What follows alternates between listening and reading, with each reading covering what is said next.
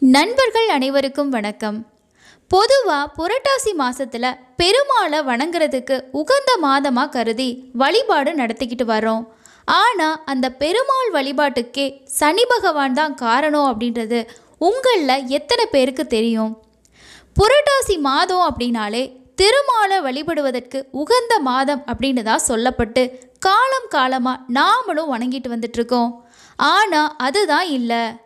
ஆதிசக்தியான பார்வதி தேவியையும் சிவனையும் வழிபடுவதற்கு இந்த மாதம்தான் உகந்த மாதமாக இருக்குது. சனி தோஷம் நீங்குவதற்கும் பெருமாளை ஏன் புரட்டாசியில் வணங்கணும் அப்படின்றதுக்கும் இப்படி புரட்டாசியில் நடந்த பல அதிசயங்களையும் அதில் பெருமாள் வாசம் செய்யக்கூடிய திருமலையில் திருமால் என்னென்ன அதிசயங்களெல்லாம் செய்திருக்காரு அப்படின்றதையும் இந்த புரட்டாசி மாதம் ஏன் இவ்வளவு சிறப்பு வாய்ந்ததாக இருக்குது அப்படின்றதையும் இந்த வீடியோவில் நாம் தெரிஞ்சுக்கலாம். இந்த வீடியோவை ஸ்கிப் பண்ணாமல் ஃபுல்லாக பாருங்கள். இது வரைக்கும் நம்ம சேனலை நீங்கள் சப்ஸ்கிரைப் பண்ணல அப்படின்னா சப்ஸ்கிரைப் பண்ணி வச்சுக்கோங்க. மேலும் புரட்டாசியில் பெருமாளுக்கு விரதம் இருக்கிறத தாண்டி வேறு எந்தெந்த தெய்வங்களுக்கெல்லாம் விரதம் இருக்கலாம் அப்படின்றதையும் தெரிஞ்சுக்கலாம். ஒரு குறிப்பிட்ட நாளில் ஒரு குறிப்பிட்ட தெய்வத்தை முன்னிறுத்தி வழிபட்டு வந்தாலே அந்த தெய்வத்துடைய அருள் முழுமையாக நமக்கு கிடைக்கும் அப்படின்னு சொல்லி நம்பப்பட்டு வருது. அந்த வகையில் ஒரு மாதம் முழுக்க ஒரு குறிப்பிட்ட தெய்வத்தை நோக்கி விரதம் இருந்து வழிபட்டு வந்தால் அந்த தெய்வத்தோட அருள் முழுமையாக கிடைக்குமா? அந்த வகையில் காக்கும் கடவுளான பெருமாளுக்கு உகந்த மாதமாக இந்த புரட்டாசி மாதம் அமைந்திருக்கு. ஏன் இந்த புரட்டாசி மாதம் இவ்வளவு சிறப்பு நிறைந்தது? அதுலேயும் குறிப்பாக சனிக்கிழமைன்னு தெரிஞ்சுக்கலாம். பத்மாவதி தாயாரை கரம் பிடிக்க பெருமாள் ஸ்ரீனிவாசனா திருமலையில் அவதாரம் எடுத்தது புரட்டாசி மாத திருவோண நட்சத்திரத்தில் தான். ஏன் சனி பகவானுக்கு உகந்த நாளான சனிக்கிழமை பெருமாளுக்கு உகந்தது அப்படின்னு சொல்கிறாங்க. சனி பகவான் விஷ்ணு கிட்ட 2 முறை எல்லாரும் வெறுத்து ஒதுக்கக்கூடிய சனிக்கிழமையை சிறப்பு வாய்ந்ததாக மாற்ற வேண்டும் அப்படின்னு சொல்லி விஷ்ணு கிட்ட வரம் வாங்கியிருக்காரு. ஹிரணியன் ஹிரணி சுப்பியோட சகோதரி ஹோலிகா துப்ரயுகத்தில் விஷ்ணு பகவான் கண்ணனா பிறந்திருக்கிறத தெரிஞ்சுக்கிட்டு அவரை கொல்றதுக்கான முயற்சி செய்கிறாங்க. அப்போ சனி பகவான் பார்வைப்பட்டதும் ஹோலிகா எரிந்து சாம்பலாயிடுறாங்க. அப்போ சனி பகவான் கிருஷ்ணன் கிட்ட வாங்கிய வரத்தின்படி சனிக்கிழமை விஷ்ணு பகவானுக்கு உகந்த நாளாக கொண்டாடப்பட்டு வருது. அடுத்து கலியுகத்தில் ஒரு நாள் சனி பகவான் கிட்ட நாரதர், நீ இந்த உலகத்தில் எங்கே வேணாலும் உன்னுடைய சக்தியை உபயோகித்து யாரை வேணாலும் நீ துன்புறுத்தலாம், ஆனால் திருமலை பக்கம் மட்டும் போயிடாத அப்படின்னு சொல்லி சனி பகவானை தூண்டிவிடும்படியாக சொல்லிட்டு போயிருக்காரு. உடனே சனி பகவான், அது என்னடா திருமலையில் சக்தி என்று திருமலை மீது கால் வைத்த அடுத்த நொடியே சனி பகவான் பயங்கரமாக தூக்கி வீசப்பட்டிருக்காரு. திருமலையில் யார் இருக்கா அப்படின்றத தெரிஞ்சும் மற்றவங்களை துன்பப்படுத்தி அதில் இன்பம் காணக்கூடிய சனி பகவானே துன்பப்பட்டு நடுங்கி திருமால் கிட்ட மன்னிப்பு கேட்டிருக்காரு. கோபம் கொண்ட திருமால் சனி பகவான் கிட்ட, என்னையே நினைச்சு வாழும் என்னோட பக்தர்களுக்கு நீ எந்த துன்பத்தையும் தரக்கூடாது என்ற நிபந்தனையோட மன்னிப்பு தந்ததாகவும் சனி பகவானும் இதற்கு சம்மதிச்சிருக்காரு. பிறகு சனி பகவான் பெருமாள் கிட்ட ஒரு வரமும் கேட்டு வாங்கியிருக்காரு. நான் பிறந்தது புரட்டாசி சனிக்கிழமை, அந்த நாளில் உங்களுடைய பக்தர்கள் உங்களை எண்ணி வணங்கினா அவங்க கேட்கும் வரத்தை நீங்கள் தரணும் என்றும் சனி பகவான் பெருமாள் கிட்ட வரம் வாங்கியிருக்காரு. எனவே தான் சனிக்கிழமையில் பெருமாளை வணங்குவது மிகவும் நல்லது அப்படின்னு சொல்லி கூறப்படுது. சனி பகவான் பிறந்த இந்த புரட்டாசி சனிக்கிழமையில் சனி பகவானுக்கு எல் தீபம் ஏற்றுவதால் சனி தோஷம் நீங்கும் என்றும் கூறப்படுது. மேலும் இந்த புரட்டாசி மாதத்தில் புதன் பகவானை வணங்குவதற்கு உகந்தது அப்படின்னும் சொல்கிறாங்க. சனி பகவானும் புதன் பகவானும் நண்பர்கள் என்பதாலும் புதன் பகவானோட அதிதேவதையா விஷ்ணு இருக்கிறாரு. அதனால் புரட்டாசி சனிக்கிழமை வழிபாடு மிகவும் நன்மைகளை தரும் என்றும் கூறப்படுது. புரட்டாசி மாதம் பெருமாளுக்கு மட்டும் உகந்ததா இல்லாமல் சிவபெருமாளுக்கும் உகந்த மாதமாக அமையுது.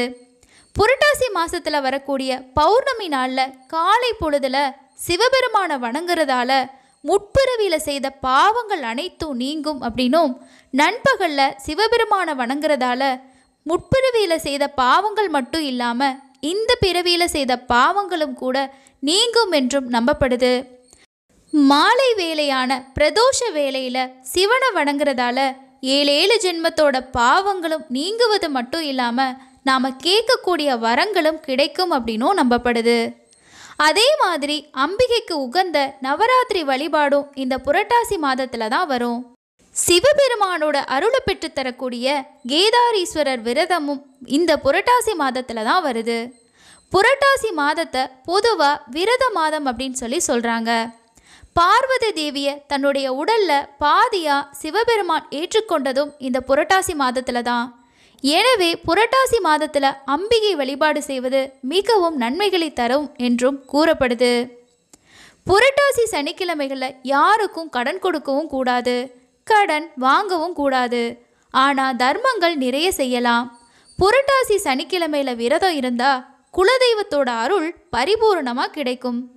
சித்தி விநாயகருக்கு புரட்டாசி மாத வளர்ப்பிறை சதுர்த்தி திதியில விரதம் இருந்து வழிபட்டா எதிரிகளோட தொல்லை இருக்காது.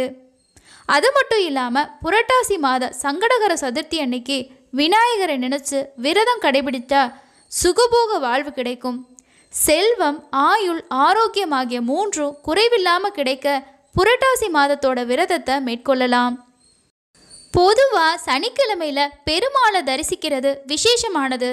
அதுலேயும் புரட்டாசி மாதத்தில் வரக்கூடிய சனிக்கிழமை நாளில் பெருமாளை வழிபட்டா எல்லாவித கஷ்டங்களும் நீங்கி வளமான வாழ்க்கை கிடைக்க பெறும் அப்படின்றது இந்து மதத்தோட மரபு வழியான நம்பிக்கையாக காணப்படுது.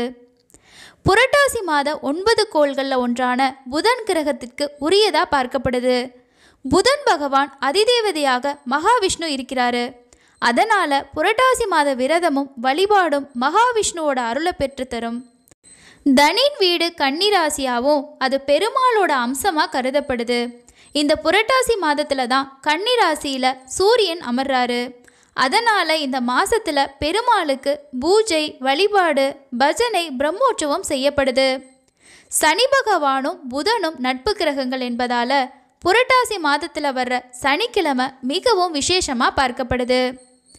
ஒவ்வொரு சனிக்கிழமையிலும் விரதம் இருந்து பெருமாளை வணங்குவது ரொம்ப ரொம்ப நல்லது. அப்படி விரதத்தை மேற்கொள்ள முடியாதவங்க புரட்டாசியில் வரக்கூடிய சனிக்கிழமையில் விரதம் இருந்து பூஜை செய்து வழிபடுவதோட முடிஞ்ச அளவுக்கு அன்னதானம் செய்தால் பெருமாளோட அருள் கண்டிப்பாக கிடைக்கும். சனிக்கிழமைகளில் விரதம் இருக்கிறது மிகவும் சிறப்பானது. அதுலேயும் புரட்டாசி மாதத்தில் வரக்கூடிய சனிக்கிழமையில் விரதம் இருக்கிறது இன்னும் மிகவும் சிறப்பானது அப்படின்னும் சொல்கிறாங்க.